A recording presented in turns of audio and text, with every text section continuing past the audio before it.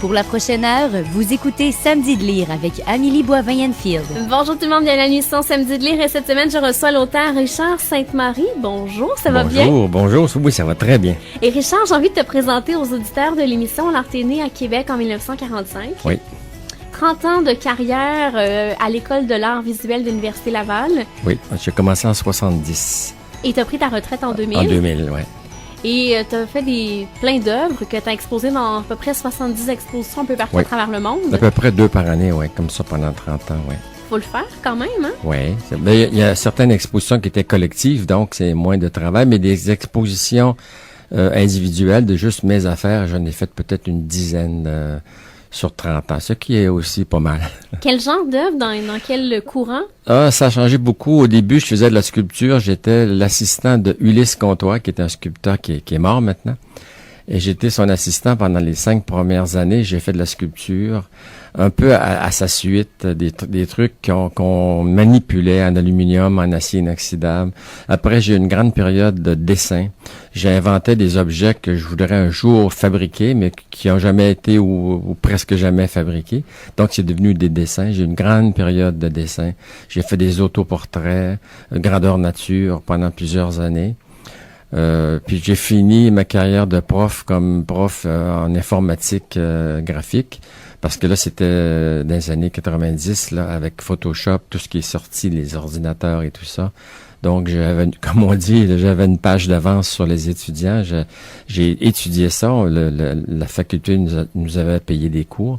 Puis après, j'ai enseigné ça. Les dernières années, c'était ça. Alors, plus de 50 ans dans le domaine. Oui, ben c'est ça. J'ai 68 ans. Ça va être ma fête bientôt. Là, je vais avoir 69 depuis. Je fais du dessin depuis que je suis tout petit garçon. Ouais, j'ai jamais arrêté. Alors, c'est ça. Mais là, depuis que j'écris, faut dire que ça a été mis de côté. Et tu as fait de la radio de 2002 à 2010? Oui, c'était un plaisir. À CKRL? CKRL, la radio communautaire à Québec, oui. C'est des entrevues avec des gens qui étaient dans le domaine artistique? Les dernières années, oui, j'ai fait avec mon ami Jean-Pierre Guy. On a fait 4 ans ensemble en duo. On interviewait des artistes en art visuel, mais aussi des directeurs de musées, des directeurs de sections dans les musées, des collectionneurs, des historiens, des artistes, surtout 606 personnes différentes en 4 ans. Fait qu'il y en a qui sont venus plusieurs fois, donc peut-être 1000 interviews d'artistes en art visuel. Puis les artistes en art visuel, ils ont quelque chose à dire.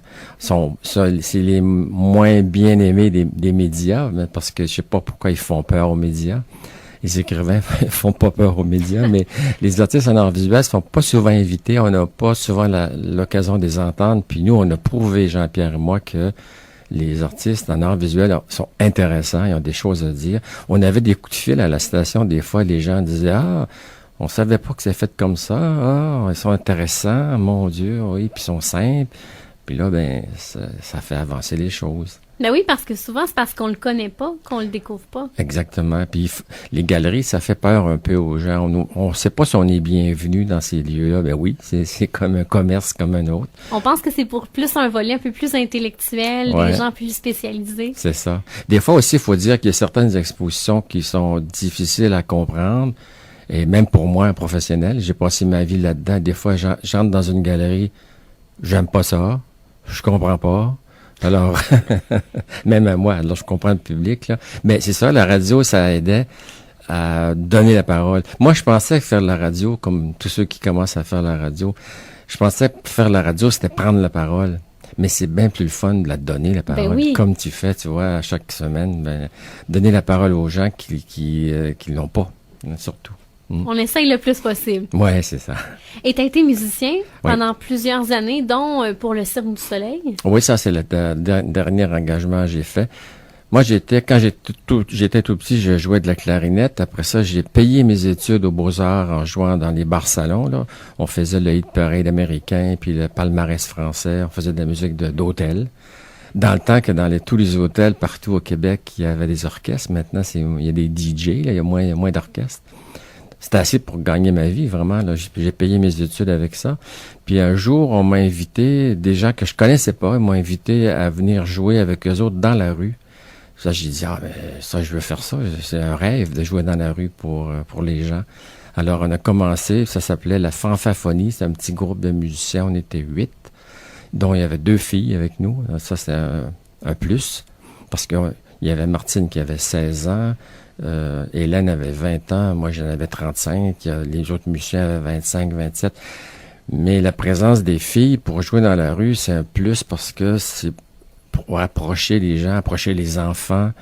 Puis là, les filles nous ont montré à se maquiller, à se mettre beau. On était beau, on était bon. Puis ça, c'était un plaisir. Puis j'ai joué en Europe dans des tournées, puis ici au Québec.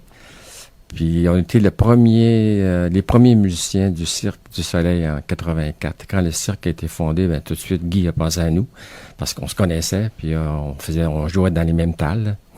Alors, j'étais musicien pour le cirque, et là, après ça, j'ai arrêté la musique, parce que j'enseignais à l'université. Je pouvais pas faire les deux ben longtemps. Il fallait que je choisisse. Mais est-ce que l'écriture est arrivée très tôt dans ta vie?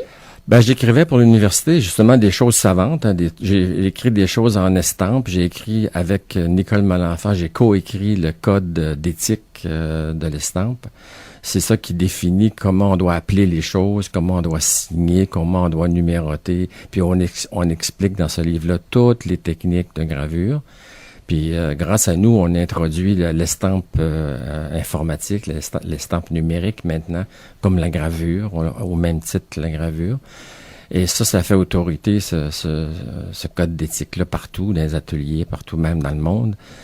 Et puis j'ai écrit aussi des articles dans des revues en art. Et j'ai écrit un manuel scolaire en sculpture.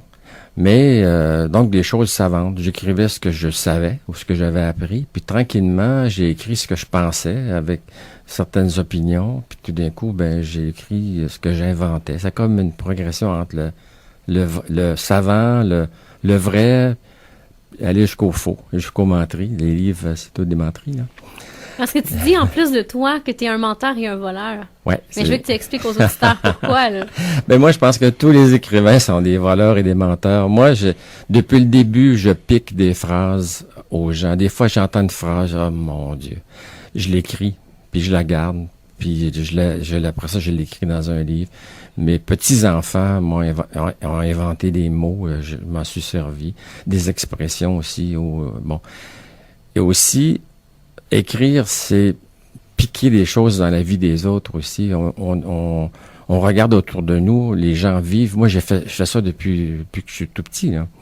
Je voulais être psychiatre quand j'avais 16 ans, oui.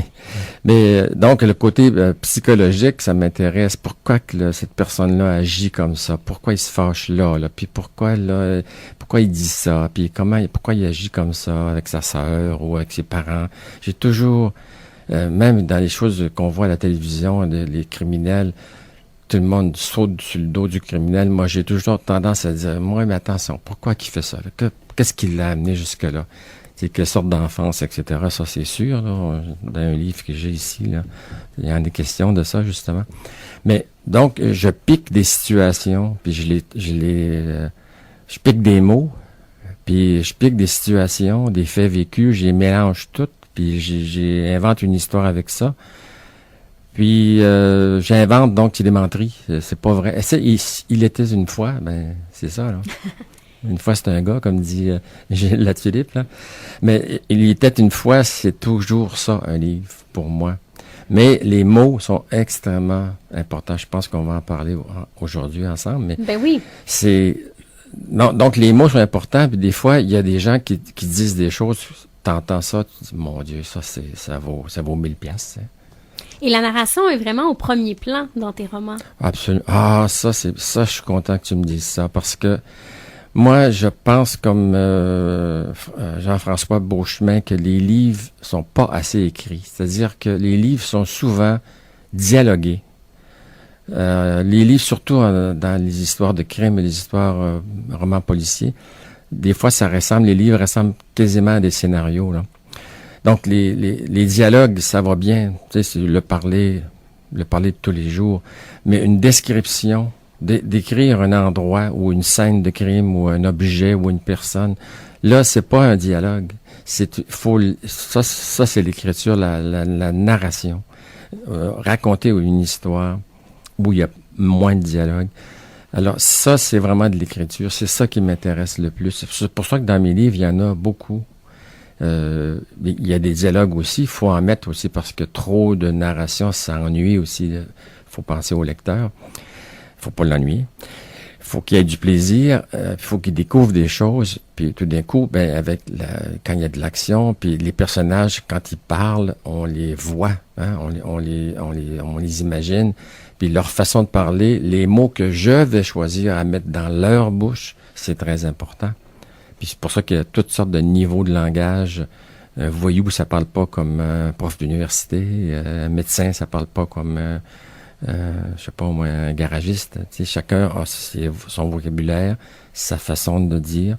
Alors tout ça, c'est le travail d'écrivain, de travailler là-dessus. C'est ça notre matière, c'est les mots. Hein? Et je sais que, en lisant, en préparant l'entrevue, qu'après chacune des écritures du premier jet, tu relis toujours pour être sûr que, justement, le personnage et le langage qui est adapté. Oui.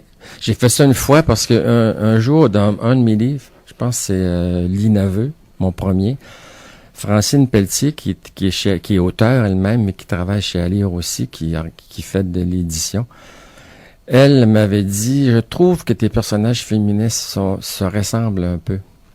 Je dis, j'avais pas remarqué ça quand on fait le livre. Hein? Alors, j'ai tout relu, juste quand c'était les filles qui parlaient. Puis j'ai dit, c'est vrai, ils parlent pareil. Là, j'ai fait des choses pour qu'ils changent un peu le langage. Il y en a une, c'était une présidente de compagnie. L'autre, c'est une ménagère. Donc, ils parlent pas pareil. Puis, je me suis appliqué à ce qu'on sache dans leur vocabulaire, ou dans leurs mots, dans leur vocabulaire, qui n'ont pas le même âge, qui font pas le même travail. Donc, des petites retouches, ça m'a pris un après-midi.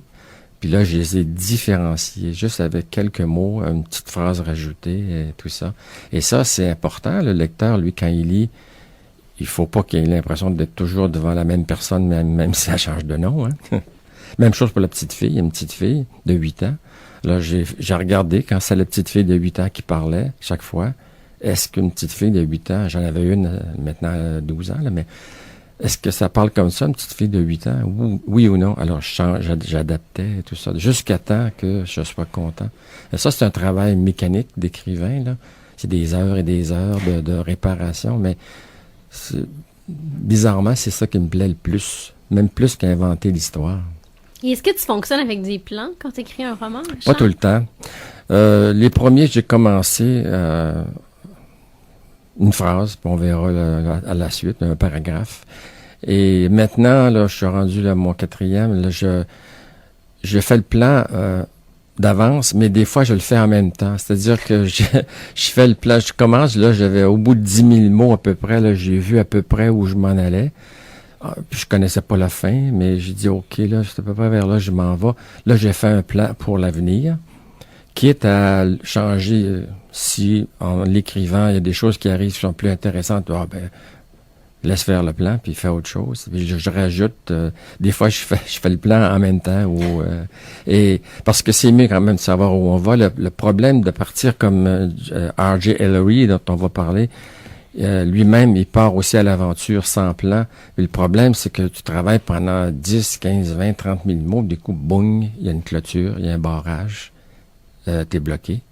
Alors là, il faut défaire, comme défaire un tricot pour aller chercher la maille qui est échappée. Mais c'est pareil, il faut tout défaire ou réparer, ou bien rester bloqué pendant des jours, c'est pas drôle. Là. Est-ce que tu connais ta fin avant de commencer l'écriture? Pas tout le temps, mais elle se précise. Je pourrais dire, avant même de commencer le livre, moi, ce qui est important pour moi, c'est comme une espèce d'ambiance que j'ai dans ma tête. Là, je travaille là-dessus, tu sais, dans l'auto, en écoutant la télévision, là, n'importe où, là. En me promenant dans la forêt avec ma blonde, des fois, je pense à ça, tranquillement. Là, l'atmosphère se précise, mais elle reste toujours un peu floue. Je vois un peu le paysage, je vois un peu dans quelle sorte de maison ça se passerait, quelle sorte de personnage, es-tu vieux, es-tu jeune, comment il est habillé, mais c'est pas très précis, c'est un peu flou. Puis là, je commence à écrire quand c'est assez précis quand même là pour dire OK, let's go. Mais ça peut, ce truc d'ambiance-là, ça peut prendre des semaines, des mois là. Même en écrivant un livre, je travaille dans ma tête sur le prochain là. Puis là, quand je me mets à écrire, ben c'est ça, je pars à l'aventure. Les premières pages, sans plan. Puis après ça, là, quand je sais à peu près où je vais, là, je vais commencer à faire un plan.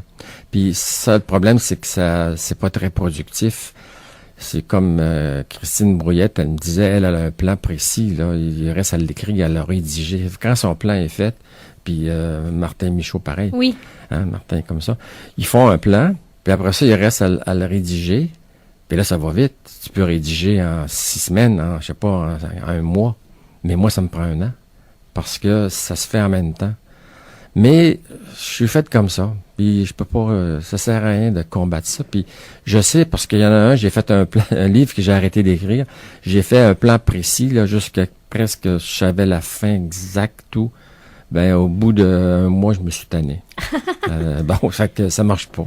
C'est pas une bonne idée. Si tu me permets, Richard, on va s'arrêter. On se reparle dans les prochains instants. OK.